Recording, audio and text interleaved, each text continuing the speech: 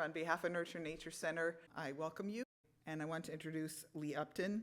She's a Francis A. March Professor of English and Writer-in-Residence at Lafayette College. She's an award-winning poet, fiction writer, literary critic, and she's authored 14 books. Tonight, she's presenting a poem that was part of a collaboration with Thom in 2013, where she wrote some poem in response to some of his visuals. So let's welcome Lee.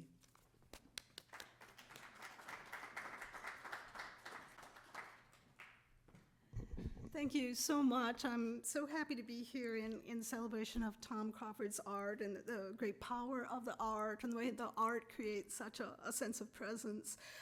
What I've written is in response to his work. In many ways, I think the work is, in some ways, and my work as well too, is about how meaning evades us and how in some ways the work points toward what can't be articulated, the way our sense of life is enlarged through his work. So I'm just going to read this poem. I'm going to pause through some of the segments. It's a kind of impressionistic way to think about his work, and I just want to say I'm honored, and I want to thank Thom for giving me the opportunity to respond to his work, to write about it in this particular way. The poem is called At the End of the Alphabet, and it's dedicated, of course, to Thom Crawford. And I thought of At the End of the Alphabet because there's a sense that in some ways art will respond to something that we don't have enough symbol systems for. So this is at the end of symbol systems. So at the end of the alphabet for Thom Cooney Crawford. Books bloated and fanned open in the flames. One book was saved. We opened the book to a gust of smoke dim as memory. We were at the end of the alphabet, among the 5 invisible letters.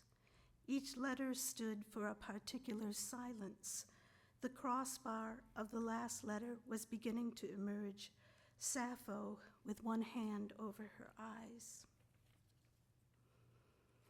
All along my skin, fires were set. From a distance, the smoke looked like fog rising off the ocean in the cool morning. I wasn't an ocean. I was a horizon. Even fire couldn't tame me. At the corridor's end, brilliance. I was hardly able to feel the ground under my feet, and then the light was larger and my eyes hurt. You were headed toward not a door or fire or sky. It was horrible. I would wither in captivity. You turned back for my sake. You were my sacrifice. I have a secret fear. If I told my fear would deepen. Buried the more it's held to the light. I strayed so far, I stayed in the same place, with every wonder of the world. Then accidentally, a hand in the dark brushed against my hair, and for that I was lost for years. The wind that spreads fires was the first of what we called the gods. My eyes sting from staring into the wind. He was there to help me, walking among the others. I've fallen, and he reached down to draw me to my feet. He wasn't human. I can't shed my own skin, he said, because I am your skin now. He was with me even when I was a girl, unable to see the chalkboard from the front row, an old chalkboard in an abandoned schoolroom, white shadows for letters. Thank you.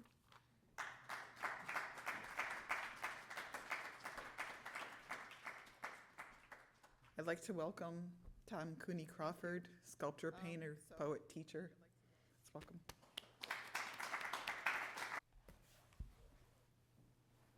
Well, I want to thank Lee for such a beautiful poem, and the collaboration together was a while ago, but it's been so meaningful, and it's nice to really get it out. We do have plans to get it out in other ways, and thank you, Lee, and thank everyone else for coming. And I am going to read some poems, and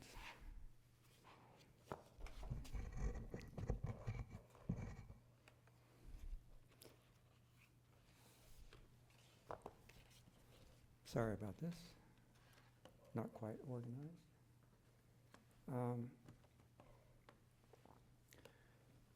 To start off, you know that I do sculpture and painting, and so poetry comes in. And I try to look at the poems and decide where I'm coming from. And they're kind of hybrid. They are hybrid. There's kind of a metaphysical side, a sensual side, an organic, there's a love side, there's a melody side, and there's a sense of a flow that deals with symbolism and archetypes and metaphors and so forth. So that sounds very complex. So I have a very good friend who's a poet, published poet, good poet, Kathy Sandstrom. And so I asked her this question, how was your feeling about? How would you interpret the poems I do? And she turned to me and she said, it's like your work. It's like your paintings and sculpture. And then it kind of hit me generically what my works, visual works, and what the poems have a relationship with, and that's transformation. So I look at these poems, and they come in different packages, and but they always have a sense of transformation going on. Sometimes very subtle, sometimes you can't really understand it the first go around, but it's there, and it's just like in the visual work, the transformation has a spiral to it, always going back home, always going back to the core in a sense. So let me read a few and see what your feeling is. You're thin. People have said that to me, you're thin. Who are you? Coming forward over the mounded meadow in twilight. So slow, so bent, so weathered, so that I can hardly carry your shadow by my side. Or recognize inside myself that you are what has been worn as skin, stretched over the molded landscape of body with its ancient temples now in ruins. And the rivers have become cracked clay. As I lay my look on the desert winds over the once smooth begin, deep ravines carry subterranean memories. Why do your eyes sparkle so, while the skeleton of your thin sits in blue stillness? Have I not noticed this before, this gift within of who I am?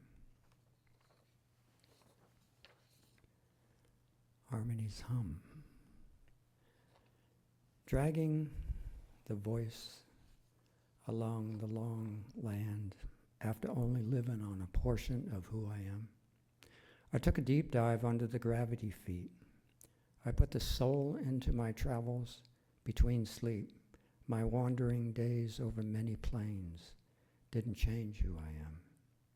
The mouth of poetry in my ear that purrs on a weightless resonator was what stirred me alive.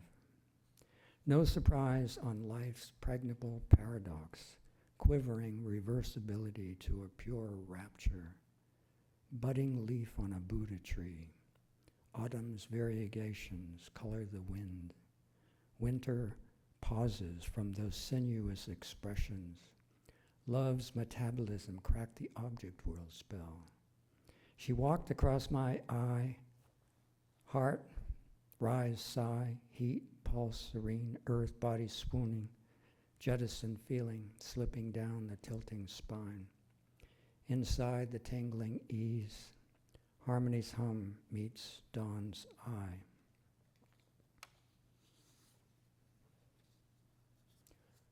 Off the absence, off the absence. Shrilling echoes off the absence, the altering world may dismay by its oscillating temporal sway. Circumference riding is on the rim of thought. Fear scores the wound. The intent of time fails, flees, and is foredoomed. Misunderstanding cannot understand the understood. The understanding can understand the misunderstood. Deeply affirming the understood that beckons you. You pierce your ears, you pierce your tongue. Beyond the language is the red sun. You have been looking for significance, off some capacity that opens a symphony of serene feelings. You are tattooed with an ancient yin-yang sign closest to the heart. A moonflower is etched on your arm. The impetus to regain vigor you find worthy. You know that life is more than an inventory. Clear seeing comes to you on your sidereal gaze. Orbiting sight returns you to redeem the inner light. The luminous pillow you dream on has brought you through the darkest, bleakest nights. As some of you know, I lived in Ireland for about 4 years, and some of these poems are from that period. And the one coming up called Sheer Completeness is from Ireland. Am I modern? Am I ancient? Am I some atavistic encore revived? Am I what remains over-cognized by the returnee's memory, spiraling into this position to know of the unknown, somewhere hidden within the far reaches of the inner resources of being? What is too great in purpose to never be out of itself? Itself is to be the subject of purpose. Who am I? Between the now and the unmade, ascending or descending, amplified or just temporarily visiting before vanishing? Am I revealed by the sowing, the growing, the knowing? Am I modern or am I ancient in a modern way? What of time's memory and the space I hollow out to occupy my earth play? Can I say that life has rooted me, to suit me, to source me? I do walk in twilight's misty air, with my eye on the breach of the skyline. Is it different now than when I was on the Ring of Beara, around those ancient upright stone circles with solar wind whistling through its mysteries, and glacial cut cliffs pull the eye down into the prism of sea? At dawn, it is the same conspiracy of earth and spirit that meet when I awake, greeting me, before high noon is in its liquid, dazzled, confluent mood. Leaven influence on these living signals of growth. Lunar tides rush up against the geometry of my vision, and the ever-changing shore triggers me to sing with a collective, roaring bravado, and then it is when I am in deep silence, sitting inside those shrines of solitude, I feel restored. And to look at the sun's effect on those longest and shortest days, keeping the human thread lineage alive, to align absorbingly with the sun-eye beam I keep seeing, that instills a thrill when the core bell stone pour lights up. The look is beyond the gravestone slabs, the skeleton with slivers of calcium from the human history. Am I modern? Am I ancient as I eat the multi-grain bread with leavening hands, and have needed life's beholding, folded to entwine the fingers that need reverence, while in work's play these same extended hands scoop up the moist red clay. And then, when these hands flower feeling, tenderly, caressing my lover's flesh, the same inbuilt tingling from the human touch, sensually goes into orbit, transporting me on a surety of a trajectory that becomes one through love's joinery. Am I modern or am I ancient? As I shape this clay into vessels to hold water, to hold wine, to drink the blood of the earth into my veins. And when I weaved those baskets to hold all the fish, was I dreaming on a timeline, fading, slipping into the proposed story, curved into its own promise? Who was I then? And now off verses backed by the eventuating bird songs, from then onward, and when or to be, what is to generate in thee? Further sight, like Sunny Ra's improvisational solar myth, omniverse sounds to the cosmos. Am I modern? Am I postmodern? Or am I just another galaxy jumper? Does it matter that I am on the same resonating music, widening my listening inside this immensity, while these shining earth faces pass like glinting stars, and this sun has shone so very long before on another me? Something more seems to be unceasing. Illuminating eye, could it be? Awake is seeing being. Sheer completeness underlies the likes of me. Sunny Ra, some of you might know, is from Birmingham, Alabama. He was a musician, composer, and he was very cosmic.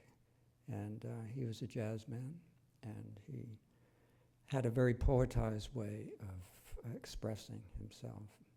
So it just seemed fitting to kind of put him there. I did live myself in Birmingham, Alabama. Pulse of seed. Puffed clouds disappear as you rake the sky in your eye. Blue winds like invisible bodies on cyclical spins. And the imagination surpasses the strategy within. Some do take watch to those archaic stones wearing thin to bend the thought of time backwards to etch anew forward. Where the will of expression serves as a leadway, the mighty likeness hewn in early pollination prompts us to feel the dawn-dipped reverence, a sublime experience. Life wills, hearkening the same to what deems significance, and the black hole admits to the light when our lit ability illuminates sight. And life wills expression, and the music becomes unearthly, while the lambent twilight soothes the melancholic dreamer. Life rises to reach for what we seek, but first undo, to recognize. Daunting it is for the least-way juggler. Daunting it is for the diminishing word on the stone cutter. New feelings long to give shape to what can exonerate. Keepers of wisdom reappear, having had many names to be called by. Seers of star clusters reappear, having had many faces. Seers who seized the task to awe, inspire, and reappear to sing love's continuance. Bear it out and see behind the scarred and the beautiful earth salutations. Life's rise from the bittersweet regrows on a maximum demand for liberation, and regrows on a manifold of finite procedures, as seers seize from an ecstatic shiver that the ancient survivability in us retrieves to recall our constant resource. Liberation is not on one's sleeve, but in the heart of one who sees. And the oak bardic song is still of long in the radiance of the cosmic tree. Indeed is to indeed awake. Indeed is to indeed feel the ever-presence. Indeed is to cross over the bedraggled identities. Indeed is to indeed listen to the music and the pulse of the seed.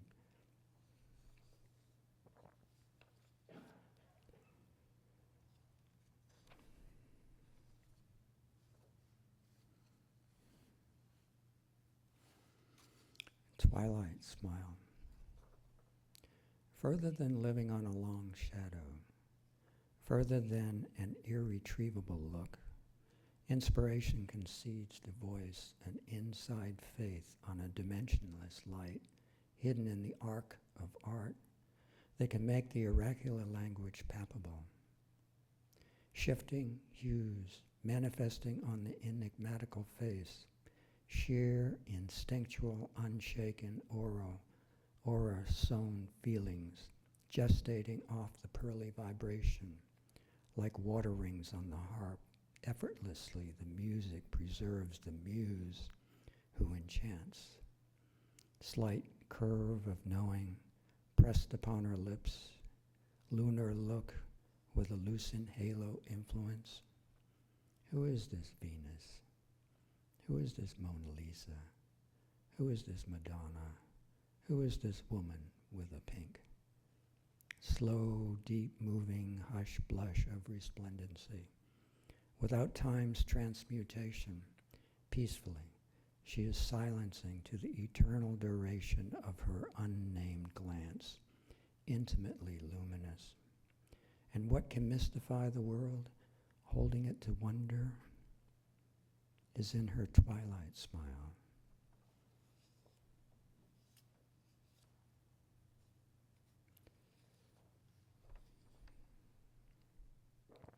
Arrive. You are passing through, you're passing by. You are like a story telling itself to arrive. Strive, strive, strive at first, the questions come and hang like blank pages between the articulation that is to provide the heart's opus, to free, luminously free, by exacting the music to the inly melody. For the inside core of being does not rely on the storyline. You are passing by on Saturn. You're passing through, watching the reenactment of life. Comprehension in your light beam eye recognizes you have never left. When you awake, to arrive.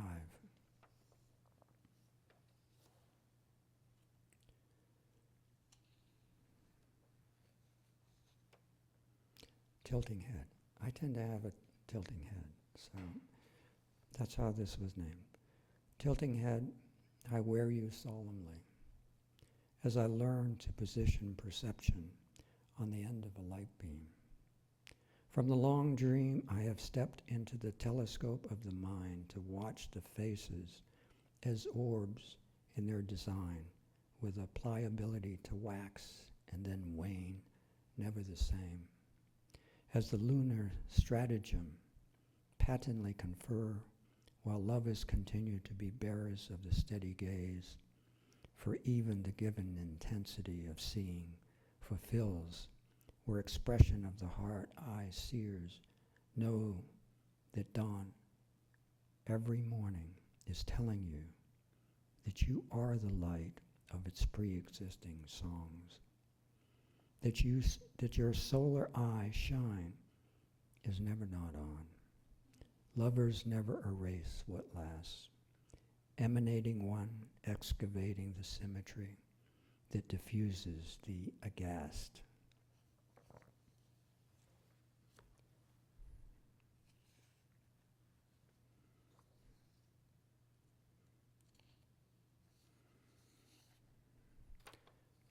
Capture your portrait. Sheer scene, Wilder is trimming down to sheer being. Earthly thoughts pass one at a time, like movie frames. Nimbus around the blue head, and he trembled a bit, disturbed, as he moves awkwardly, wondering who in him is authentic. And he tries everything looking for clues, and the mind keeps showing itself down to the tiniest atom. Corporeality whisked thin up against the frame of these scuffling thoughts. Instantaneously a flickering shimmer illuminates, and he has heard of those who speak of having epiphanies, those who courageously dare mount an unbound unitive experience plucked from the essence. He decides out from the unknown quick response to commission an artist to paint his portrait. The artist first studies his face with an intense gaze which makes him wheezy. Artist, shaman, healer, seer, revealer, breaking through to release the marrow from this stone face. The artist's intuitiveness effaced the layers, dissolving the crusted mask.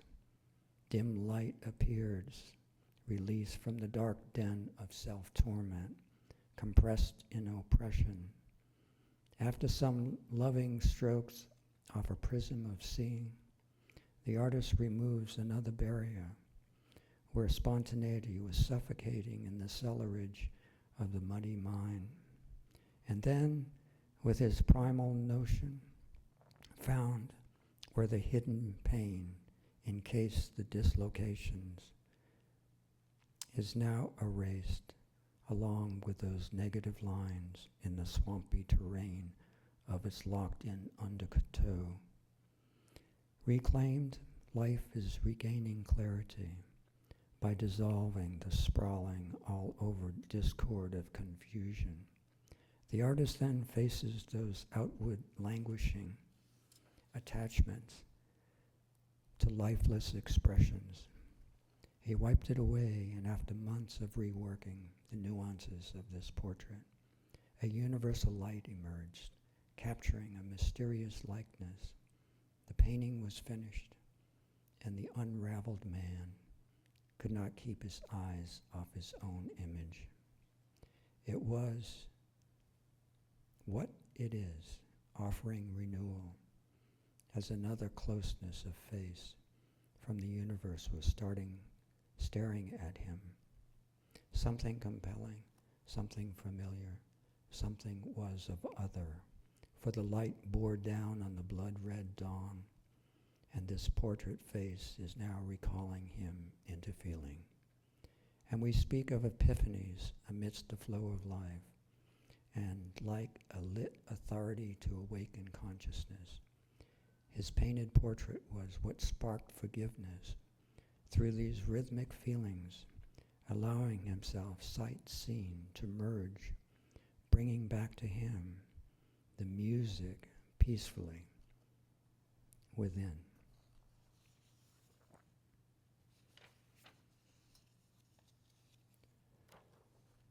Within. The within is the name of this poem.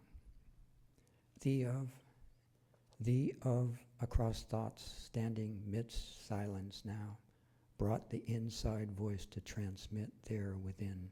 Peace spoke, there within, love ushered in. Exactly there, the innate symmetry spawns without from within.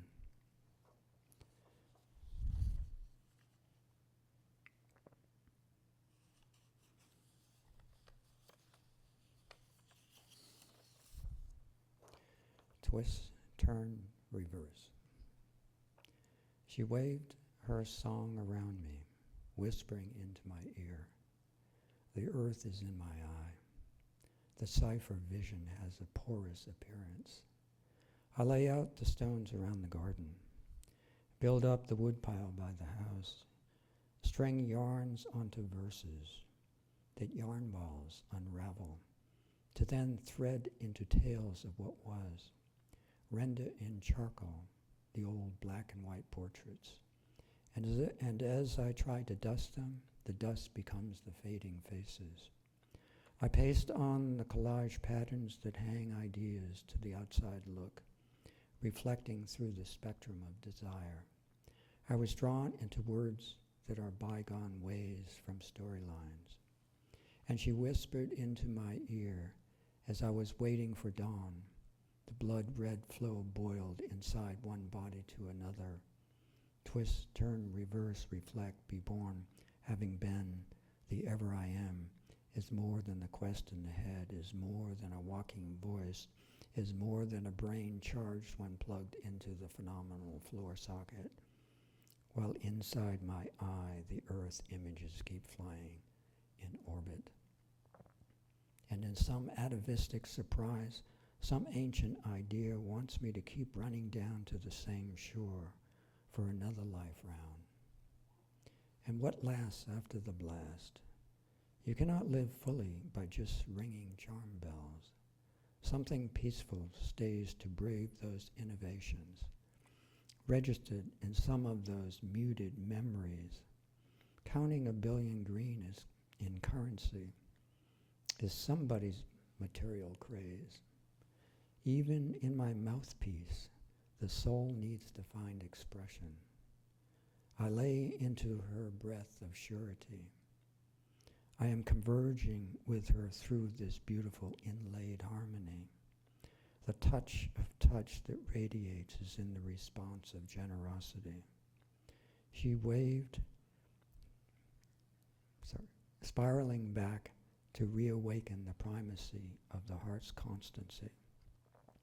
She waved her song around me, twisting riddles that become irresistible tellings, heightened in her mystery, hidden in my ear. Her music endears.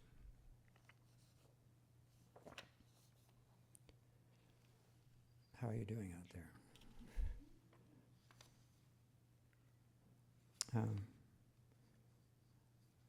Prodigal son. After so many surrogate replacements having spaced me, skinned me, scaled me, refaced me, polished me, deconstructed, and conceptualized the very likes of me, until I was almost one of those to vanish by this overwrought washout where my outside sphere had become a sigh of dishevelment. How could I now feel my own soul spine? Planetary utterance of a faint kind. Blessed is the luminary vision without the nebulous rings circling over my head. Calmly I burrowed into an inborn self, standing stupefied, beholding signs stronger than word, overflowing influences, rejoining from a wing of sight, nocturnally as a light was seeping out of the night into the bosom space of the enlargement of heart. Given to feelings on an inrush of wonder, beyond all answerability, Rembrandt was more than chiaroscuro.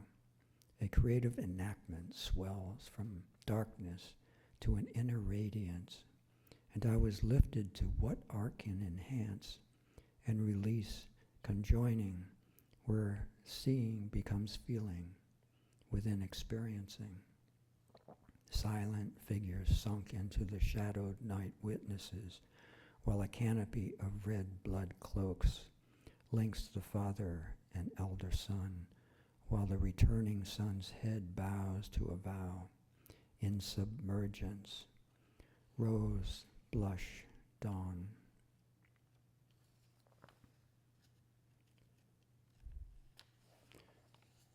On the father's face that wears the heart of compassion, his open clay revitalizing hands with aging blue seething veins bore a gentle thrumming transmission, electrifying within a love tempo pulse of pure tenderness that travels like music through the bone back return of his prodigal son. And so it is, as I stood in front of this mystifying painting, that aroused in me an inner recognition, opening to a combustion of peace, where feelings submit to the heart as the emergence is into the light.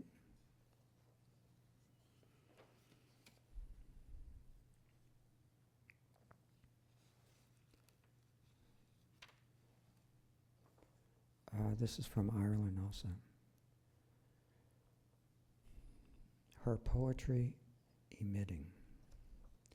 Armature of light holding upright sight, not retinal, yet sparking off the oldest emanator. Druid oak dwellers inlaid astral energy connections into the spine of seeing, into the spine of a wisdom tree, reading and reciting from its signs, pointing to an age-old transmission. And there I am, newly arrived between the Atlantic and the Irish Sea, between lichen thick oak groves and green mound peculiar sound, like a benediction off halo ground. Sanctuaries, cairns, solar corbel passages, monolithic stones constellated into celestial markings to fit astrological locus points, elevating circle sight far into an advance, prompting what snags one into the exalted. But it wasn't until I faced nature, divulging and injecting by her sweeping, sheerest, regenerating energy, that spirited me to immediately feel within both a pernicious and tender exchange, as these long meadows lounge in emerald melodies, gentle knitting music from a bodiless harp that breathes interwoven voluted curling sounds, while the ocean waves beneath surge into explosive swelling heights, bashing, whirling, refacing the graceful stone strong, rushing as if to shift with those changing ages in glacial carvings. Vast winds swing into full throttle against my forward body slant as the moan of sky becomes a crystal arena for an arc of a rainbow prism. And I slipped it all shapely into vision as the high air's curved color bands arc over the freshening green landscapes that I now walked, feeling her finely tuned poetry that emits these manifold expressions, covering the power shifts into shapes, into motions that appear to be on an animated self-generator, whirling me in a wild rapture. Mother Earth's arraying performance scaffold my solitude into wonder, bringing forth something magically in the rhapsodic side of me, heralding its flung spirit as a stimulus under the shuffling green clouds. I was thrilled by her full mastery of nature, and what saved me from succumbing was my inner aware calmly witnessing this signifier of renewing power, which kept me free from an interjecting pull to morph within her robust charm.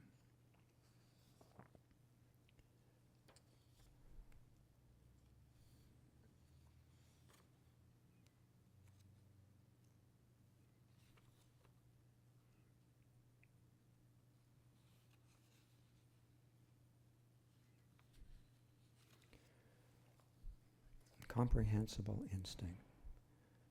What happens may not seem part of the script. After the crescent slight of night, after the supine position is sent on an upward dream, roaming the planets in the porous mind, after Neptune slipped in, Pluto had a slim say, with its oblong moons drifting chaotically. After the signs that began to reticulate, weavings become murmurings into mercies.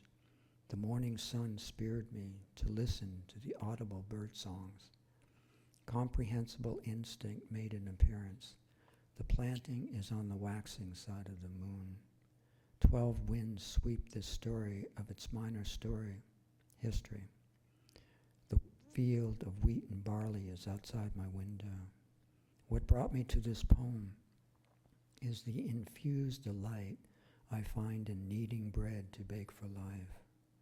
The song I sing is from the harvest of an invisible liberation.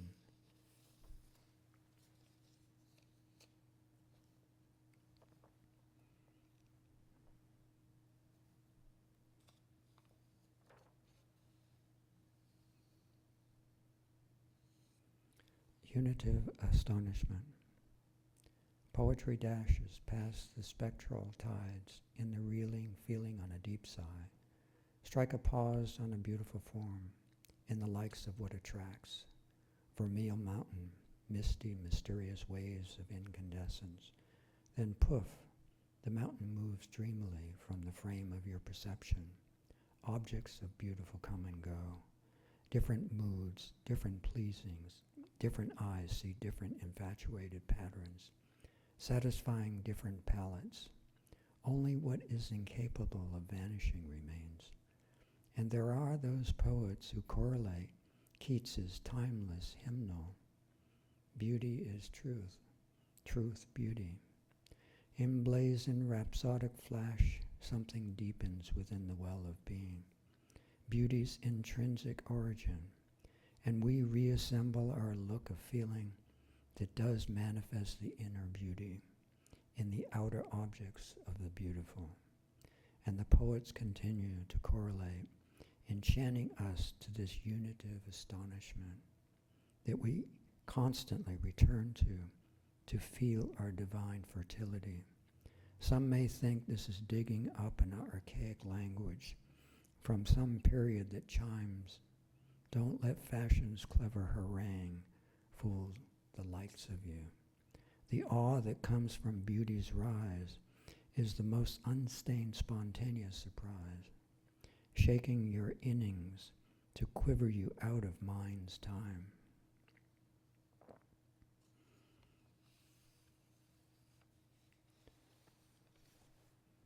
How are we doing time-wise?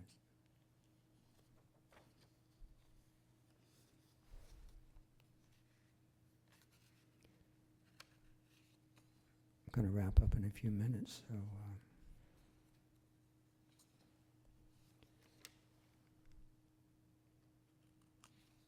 some of you might know of Skellig Michael Island in the west coast of Ireland. It has these beehive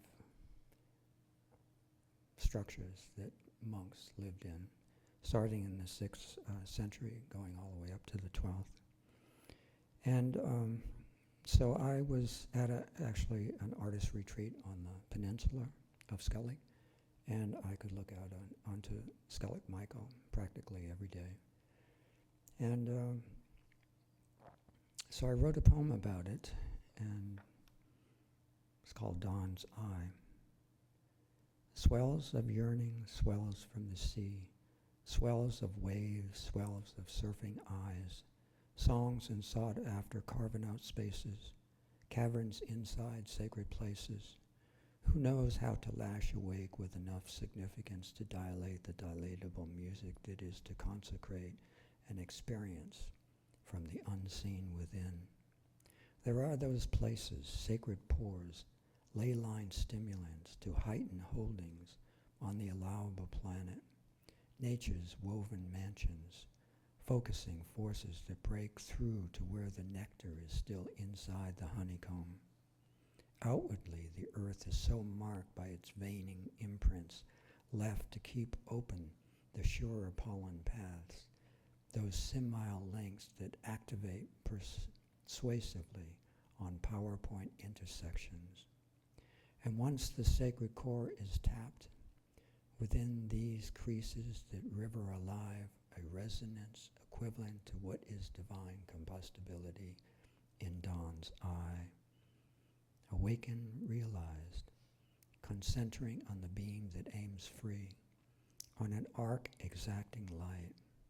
There is a column of conveyance raised from the sea, a temple altar of granite lifting to the sky, with the beehive stone cells grown by hand on its mantle, allocated as Corbel hollow homes, stone wombs hewn to give weight to the silence against the roaring elements, dome, cone, core, pore spaces to hold interiorities thrill to its inner spell, to release the captive from the shadow of the fleeting. And on this stone upright island of Skellig Michael, 600 slabbing shaly steps, above the brine water, a once impregnable stone mother, suckling provider, protector of the sea, sturdily upright, serene in an ancient, unmoved endurance, like a petrified tree, while the battering waves batter ceaselessly, and those prayer-fusing monks who inhabited these cone beehive cells were leaning on music itself, with arms from the hymn-no winds. Were some monks to be seers? Were some monks Gnostic readers? Were some monks absorbed in icon imagery? Were some monks logicians seeking pure symmetry? Were some monks devotional prayer cantors? Were some monks reveling in silence and meditation? What brought these inhalers of the spiritual realm to live on such a stone bone barrenness? Was Skelet Michael a granite catalyst whirled into this need to inverse to the inly eye to ascend? And these few isolated interiority gatherers were living in their beehive corbel cells and were seaworthy and practical enough to innovate ways to squeeze out nature, the essentials to survive. Were they not courageous to inhabit such an outpost? Where some of the wildest elements in full power waves constantly bash against the unmoving stone sanctuary, being itself a visual metaphor for the angst in the world in its uproar, bashing against the inmost core of one's inner peace that calms the roar.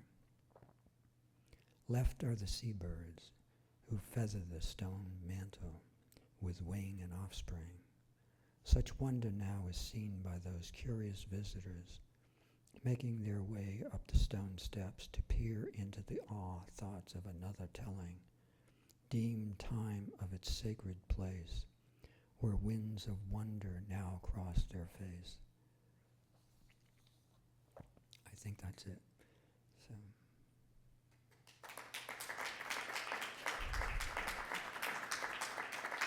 Tom was saying this is a really stunningly beautiful visual documentary.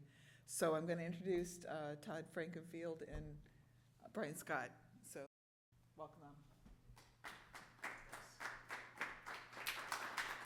Hello, how are you doing? Like Carrie said, my name's Todd. This is my colleague Brian. We started making Easton about 5 years ago, and at the time we didn't really have a direction for it. Last year we found that direction in an episodic form. We released 4 episodes last year. Tom was the only episode we released this year for probably obvious reasons. His work is very deep and complex, and there is an absolute ton of it. We did live at his loft for about 8 months.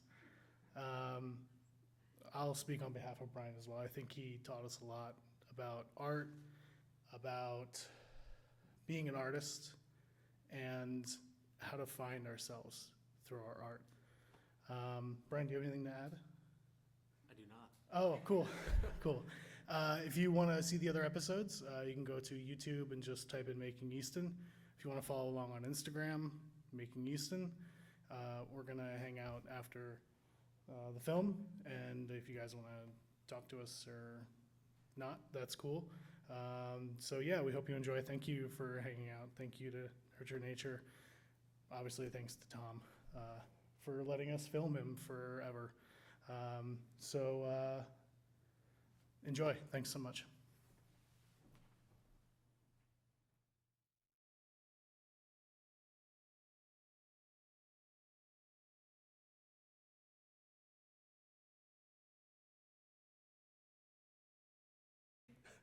It's a little loud.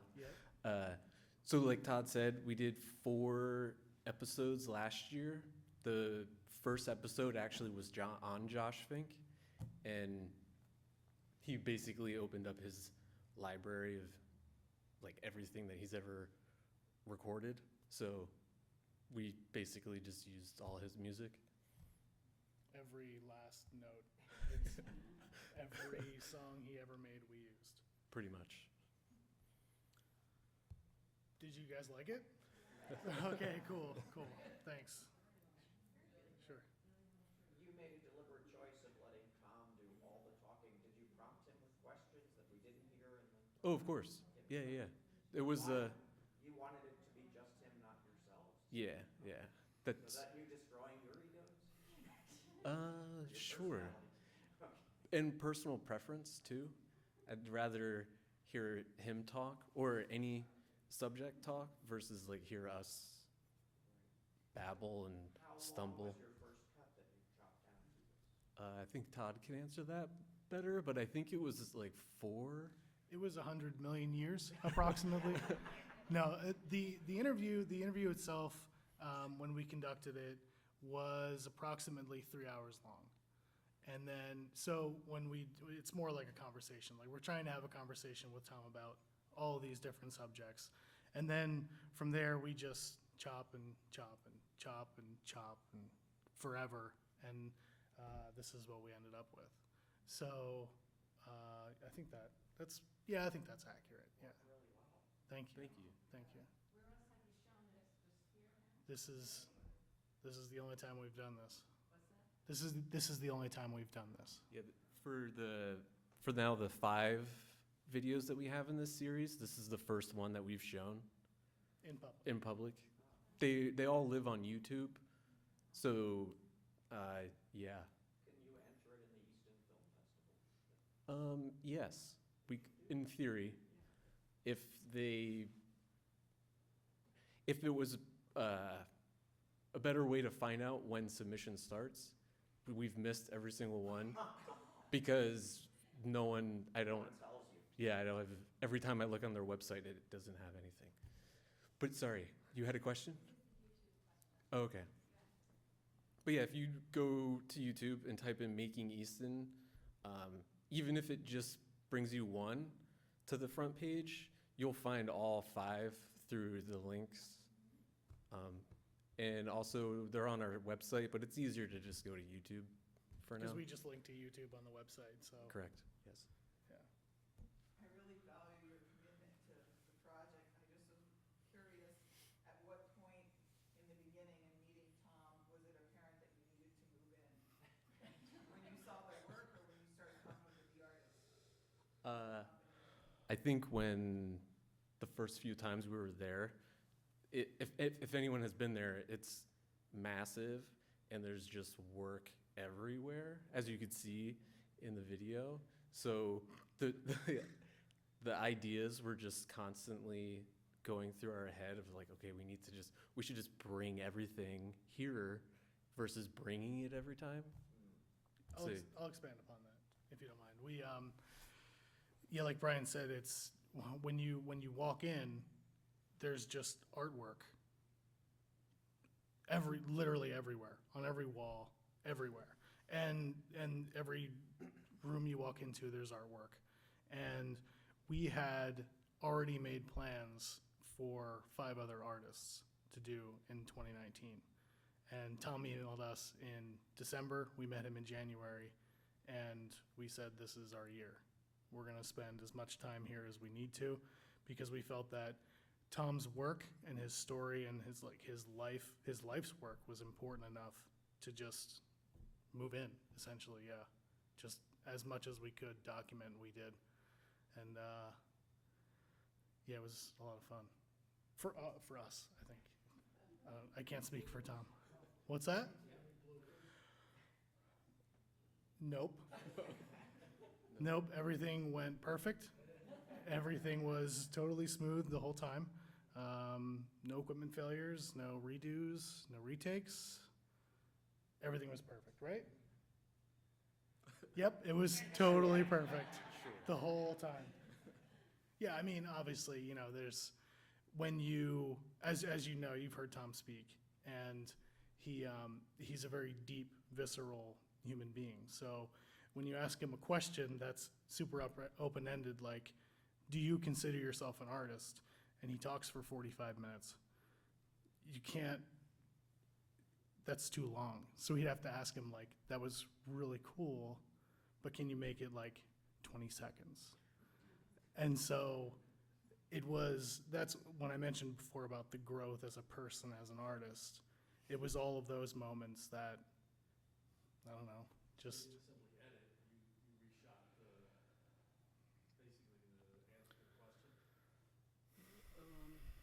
We brought chaos into harmony. That's what we did, yeah.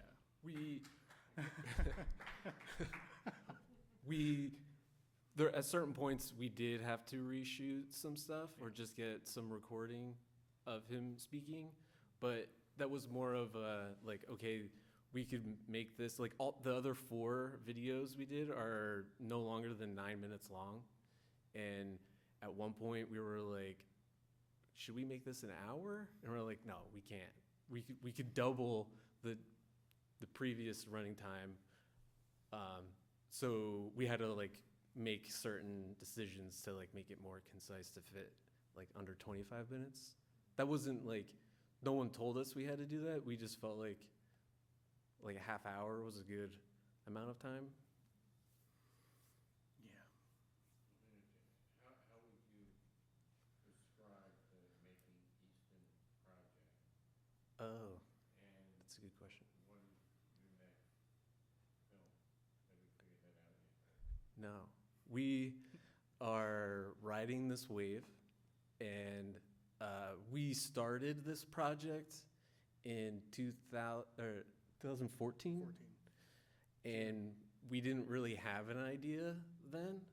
It kind of just kept growing and growing. We were like, okay, we're gonna make a feature film, but then we're like, we're just 2 guys. Like, that's really hard to do that when you don't have any money Yeah. and you have jobs. So eventually we realized an episodic web series would be the best route to go. So we have plans to do more, and we just don't know who yet or how. We have like a running list of people that we've been talking to over the last 5 years, but it's just a matter of schedules and figuring stuff out. Did I answer your question? Individual portraits of people who live in Easton. Yeah.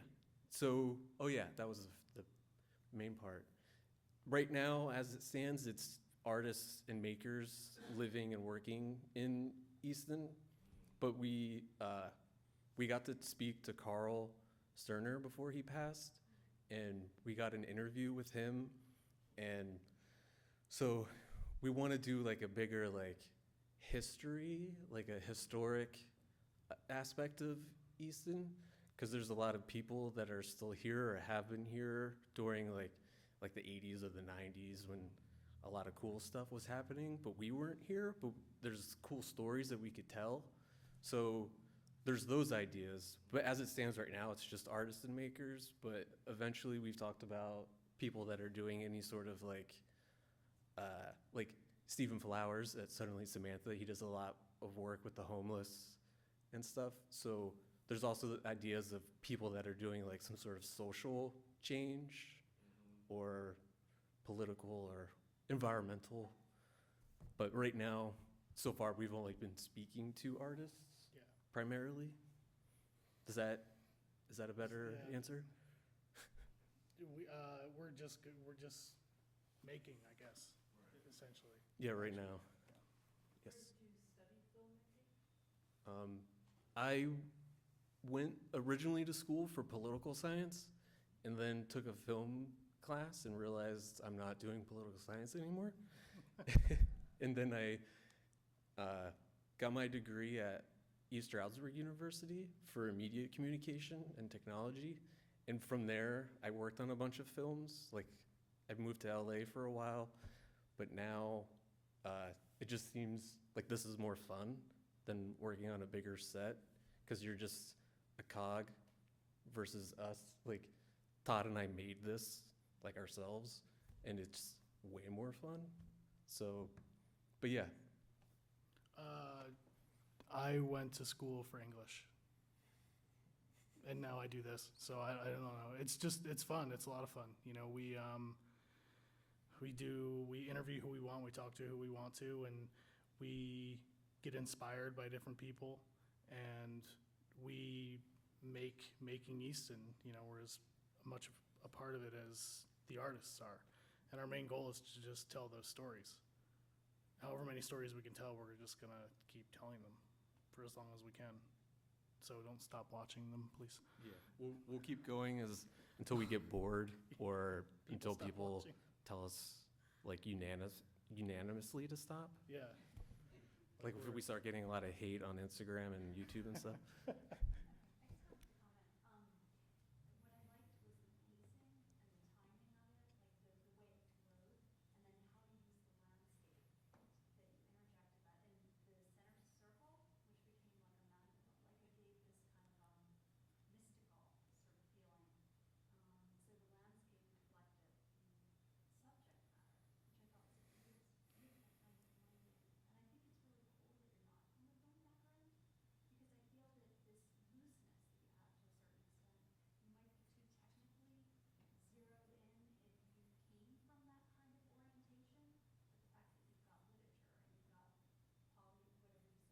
Political science. Whatever you said. Yeah, Ryan. yeah, whatever that is. Yeah.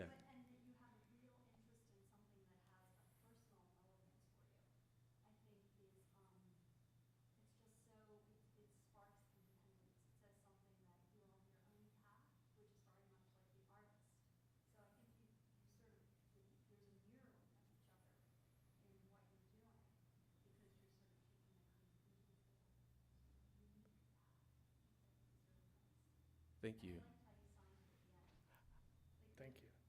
That's very kind. Yeah. That's Brian's handwriting. Yeah, it's actually my handwriting. And then he would Photoshop it, like pen tool around each one, and then we put them all together.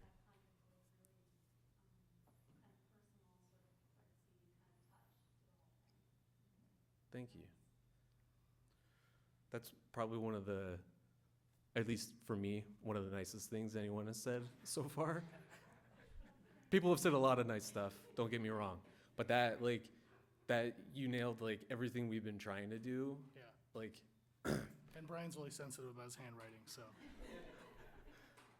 true.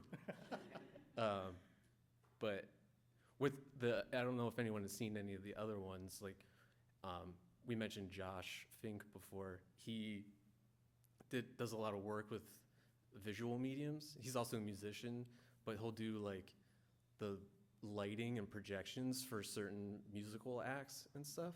And he uses a lot of analog lights, Everything. music, all the things. So we shot using the stuff that he uses in some of his gigs. He uses these like security cameras on like mics and stands. So we try to like really emulate the artist style as much as possible. As much as we can. Certain aspects might be more difficult, but I think we tried spending as much time at his loft as we did. I think it came out pretty good. Yeah, that's fair. I think, yeah. Did I stumble on my words? No, I think that was accurate. I think. They're all there. Yeah. The first one was Josh Fink. The second one was Erica Hutchins. And then Mike Condell was the third. And Elizabeth Johnson was the fourth one. And they're all on YouTube. Yeah. Thank you very much. Thank you. Thank you, everyone. Thanks. Thank you.